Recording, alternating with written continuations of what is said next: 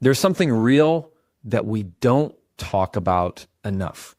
Sometimes being kind leads to pain, not because being kind is wrong, not because caring is a weakness, but because people often misunderstand what kindness truly means. They see your silence and think you've given up. They see your patience and assume you don't mind. You open the door for them, you offer help, you show up, you listen, you forgive. And instead of being thankful, they think, I can do whatever I want to them. They won't say anything. They'll let it go. And that's where it all starts to go wrong. You were raised to believe that kindness is a strength, that helping others and putting them first makes you a good person. You were taught that forgiving quickly and caring deeply makes you lovable and worthy. So you followed that path. You gave and gave and gave, holding on to your softness, even in a world that kept trying to. But somewhere along the way, people started showing you something different. They showed you that no matter how kind or loving you are, there are people who will treat you like you don't matter at all. You started noticing that the more available you were, the more invisible you became. You gave your time, your attention, your support, but somehow you were the one being ignored, the one who got talked over, the one who kept giving without getting anything back. And you found yourself asking, how did I end up here? The answer is simpler than you think. When you show up with your heart wide open and never set limits, people start to believe there aren't any limits. When you always make excuses for others but never for yourself, they start to believe your needs don't exist. When you say, it's fine, even when it's not, people start to believe you'll always let it slide. It doesn't happen all at once. Disrespect seeps in through the little things you didn't notice at first, like the messages they stop replying to, the favors they ask for without ever offering help in return, the way they only reach out when they need something, the way they laugh too loudly when the joke is at your expense, and every time you tell yourself it's okay, it becomes a little more normal. Every time you don't speak up, the behavior grows, and deep down, it's not that you don't notice. You do. You feel it. You feel the weariness, the quiet frustration, the tired sense of being taken for granted. But still, you keep swallowing it down, convincing yourself, if I'm kind enough, long enough, they'll treat me better. But the truth is, kindness without boundaries doesn't feel like kindness to others. It feels like permission. The people who keep taking without saying thank you, they're not confused. They know exactly what they're doing. They've simply learned that you won't stop them. You're nice, you're forgiving, you keep giving more chances again and again and again. So what's the solution? It's not to become cold. It's not to stop caring. It's not to change the good heart you have. It's to become someone who can be kind and strong at the same time, because the most powerful form of kindness is the one that knows when to say no. The one that can say, I care about you, but I won't let you treat me this way. The one that can say, this isn't okay with me. The one that knows just because I'm kind doesn't mean I'll let you use me. People will push boundaries. That's part of human nature. They'll test how far they can go, but it's not your job to stop being kind. It's your job to help people understand how to treat you, to show them that your kindness is not something they can expect automatically. It's something you choose to give. And people start to respect you more when they realize you have boundaries, when they see that your yes means something because you're not afraid to say no, when they see that your time has value, that your energy matters, that your kindness is something meaningful, not something they can demand or take for granted. So if you've started to feel like people don't see your worth, maybe the real question to ask is, what have I been allowing? Have I been staying quiet when I should have spoken up? Have I been giving too much and receiving too little? Have I been mistaking love for self-abandonment? Because love that doesn't include self-respect isn't love, it's sacrifice. And if you keep sacrificing your peace just to make everyone else happy, there will come a day when you wake up and barely recognize who you are anymore. Kindness should never require you to lose yourself. It should never mean ignoring your own feelings. It should never make you feel like you're fading into the background of your own life. You can be kind and still have boundaries. You can be gentle and still be strong. You can be understanding and still expect to be treated with respect. These things can exist together. You don't have to choose one or the other. You can be both. So the next time someone disrespects you and you feel that familiar pull to brush it off again, stop for a moment. Remind yourself, I wasn't put here to make everyone happy. I was put here to live with self-respect, to be respected by others, yes, but most importantly, by myself. And when you finally respect yourself enough to stop allowing others to disrespect you, something inside you begins to shift. You might lose a few people, sure. Some won't like the new boundaries. Some won't like that you started saying no. But the ones who stay, they'll be the ones who truly see you, the ones who truly appreciate you, the ones who understand that your kindness was never weakness. It was strength all along. The kind of strength that's rare, the kind of strength that's real, and finally, the kind of strength that knows how to take care of itself. Kindness is often mistaken for weakness, and that's one of the most painful lessons people learn in relationships, in friendships, and in life. When you lead with your heart, when you choose to give others grace, time, forgiveness, or a second chance, it's easy for people to look at that and think you're doing it because you don't have a choice. They assume that your patience means you don't have the power to walk away. They assume that your gentleness means you're scared of confrontation. They don't see your kindness as strength. They see it as an opportunity, an opening, a loophole, a place where they can bend rules, say things they shouldn't say, take what they shouldn't take, and do what they want without facing any real consequences. This misunderstanding comes from the way society often praises loudness over quiet, dominance over humility, and control over compassion. We're trained to believe that strength always looks like volume. That to be strong, you need to be sharp, cold, unbothered, and ready to push back with force. So when someone shows up with softness, when someone listens before speaking, when someone says, I understand instead of you're wrong, people misread that. They assume if you're not defending yourself aggressively, then maybe you don't see what's happening. Maybe you don't mind. Maybe you're just too soft to fight back.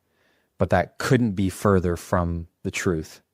Because real kindness, true, intentional, grounded kindness requires more strength than most people realize.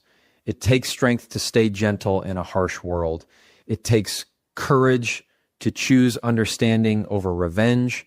It takes real discipline to show grace to someone who doesn't deserve it. And it takes emotional maturity to keep giving love in a world that keeps trying to break it out of you.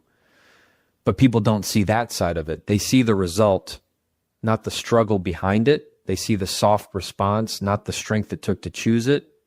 The problem is when this misunderstanding happens over and over again, it starts shaping the way others treat you.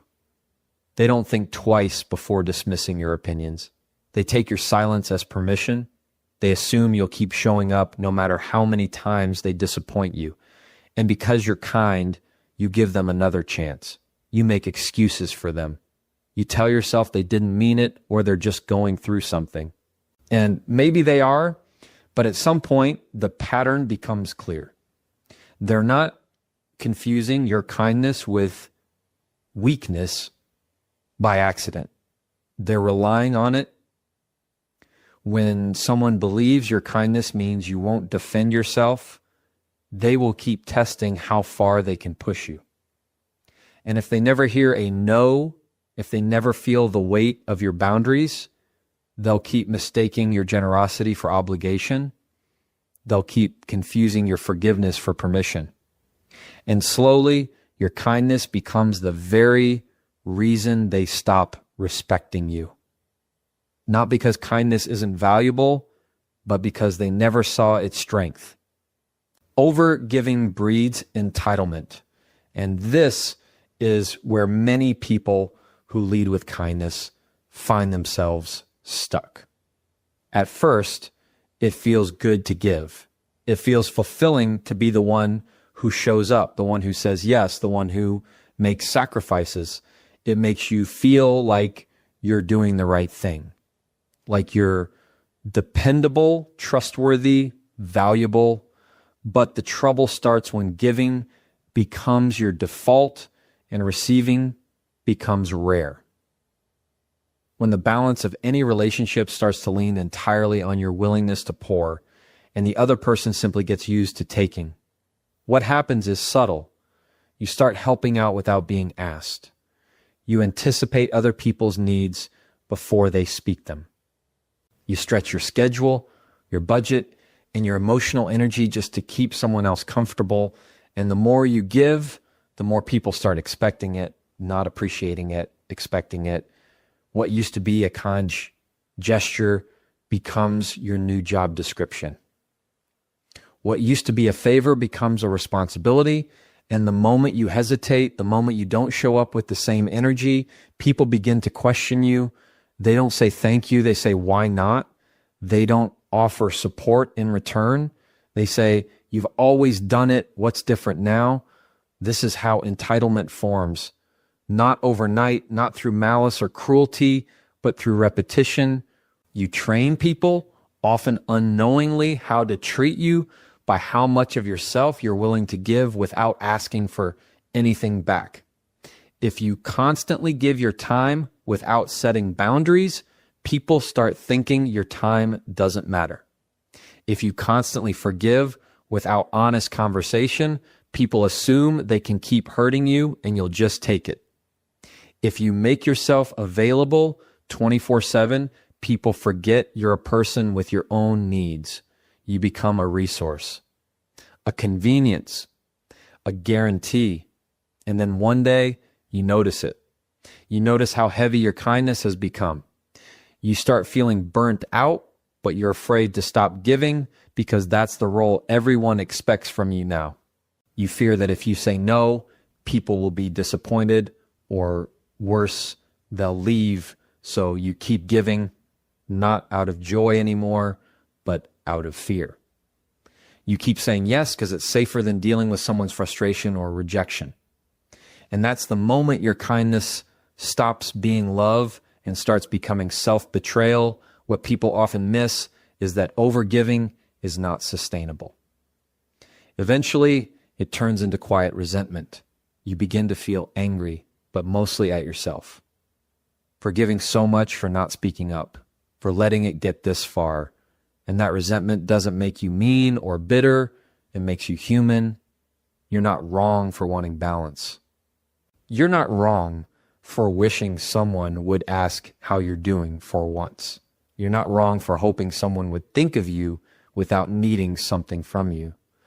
To stop the cycle, you have to start by understanding that your value is not measured by how much you give to others. You are not worthy because you carry other people's burdens. You are worthy because you exist with or without constantly proving your usefulness. When you begin to pull back, not to punish, but to protect, you'll see who truly values you. Because those who love you for your heart won't demand constant access to it. They won't need you to exhaust yourself just to feel close to you. They'll appreciate your kindness without needing to drain it. Overgiving might earn temporary approval, but it will never earn lasting respect. That only comes when people see your giving as a gift, not a transaction. Not something they're entitled to, but something they're honored to receive. And that shift starts when you believe your energy, your time, and your kindness are precious enough to be protected. Lack of boundaries invites misuse, and this is one of the hardest truths to accept when you see yourself as a good, kind-hearted person. You think that keeping the peace means keeping quiet. You think that being easygoing means being agreeable. You think that loving someone means letting things slide, but every time you say yes when your heart says no, every time you stay silent when your spirit is heavy, you're not just avoiding conflict, you're teaching someone how to treat you. You're showing them what you'll tolerate, what you'll accept, what you'll endure. Boundaries are not walls. They're not about pushing people away. They're not about being cold or distant or unavailable. Boundaries are clarity. Boundaries are the language of self-respect. They say, this is what I need to stay healthy. This is what I require to feel safe. This is what's okay with me, and this is what's not. But when you don't have those boundaries in place, or when you're too afraid to enforce them, people start writing their own rules for how to interact with you. They text you at any hour and you respond, even though it disrupts your rest. They cancel plans last minute and you act like it's fine, even though you're hurt. They speak to you in a way that makes your stomach tighten and you laugh it off, even though your soul knows better. You let it slide, you rationalize it, you convince yourself it's not a big deal, but it is. Because over time, these small moments of self-abandonment turn into a pattern, a habit, a way of existing where your needs shrink and their comfort expands. When you don't communicate your limits, people will assume you don't have any. Not because they're evil or malicious, but because you haven't shown them where the line is. And if you never enforce that line, they'll keep stepping over it, sometimes without even realizing it. People don't always know they're crossing a boundary until you show them, until you say, that doesn't work for me, until you say, please don't speak to me that way, until you say, I care about you, but I need space. The fear, of course, is that setting boundaries will push people away, that they'll get upset, that they'll call you selfish or dramatic or sensitive. But here's the thing. The people who truly respect you will respect your boundaries. And the people who get angry when you say no, they were benefiting from your lack of boundaries in the first place. They liked you better when you didn't speak up, when you gave without pause, when you adjusted, accommodated, and avoided rocking the boat. But living like that comes with a cost. You lose your sense of peace, your confidence, your voice. You find yourself in relationships where your kindness is taken for granted because you never required anything different. And then you start wondering if maybe it's you. Maybe you're too sensitive. Maybe you're asking for too much, but you're not. You're just finally starting to listen to the part of you that's tired of being misused. Boundaries are not rejection. They're direction. They teach people how to love you in a way that doesn't hurt. And when you stop being afraid to set them, you stop inviting people to misuse your kindness. You stop feeling like you're being pulled in every direction. You stop feeling guilty for protecting your energy because now your kindness is protected. Now your heart is guarded, not with a wall, but with wisdom. And that makes all the difference. People test limits. That's just part of human nature. Whether they're doing it consciously or unconsciously, most people will push a little to see how far they can go. It might start small, a sarcastic comment, a late reply, a missed obligation. They watch your reaction. If you brush it off, they take note, they do it again, still no pushback. Now the behavior escalates, and before long, you're in a situation where someone is consistently crossing the line and you're consistently shrinking yourself to keep the peace, not because you don't notice, but because somewhere along the line, you were taught that being kind means not making things uncomfortable. But the truth is, kindness doesn't mean becoming a doormat. People test your boundaries to see if they exist. They test your limits to see if they matter. And if you never enforce them, if you keep smiling through the disrespect, the lateness, the backhanded compliments, the emotional neglect, they'll think they're allowed. They won't see it as disrespect. They'll see it as routine, and you'll keep wondering why people treat you like you don't matter, not realizing that your silence has become their permission slip. This is why it's important to show people early on where the line is, not in anger, not in shame, but with calm, clear, unwavering strength. People need to know what your standards are. They need to know that while you are kind, you're also not going to let anyone walk over that kindness. That while you're patient, you're not a dumping ground for someone else's chaos. That while you're understanding, you also have expectations. When you don't speak up, people assume you're okay. They assume you're not bothered. They assume you're fine with how things are, but deep down, you're not. Deep down, you're exhausted, you're hurt, you're frustrated that no one seems to see how much you give. But they don't see it because you haven't said it. You haven't shown it. You haven't made it clear that your presence is a privilege, not a guarantee. And the more you let it slide, the more people lean into that space, thinking they're entitled to it, thinking it's just who you are, someone who doesn't mind. But people need correction. They need awareness. Not everyone is trying to take advantage of you. Some people just don't realize the weight they're putting on you until you say something.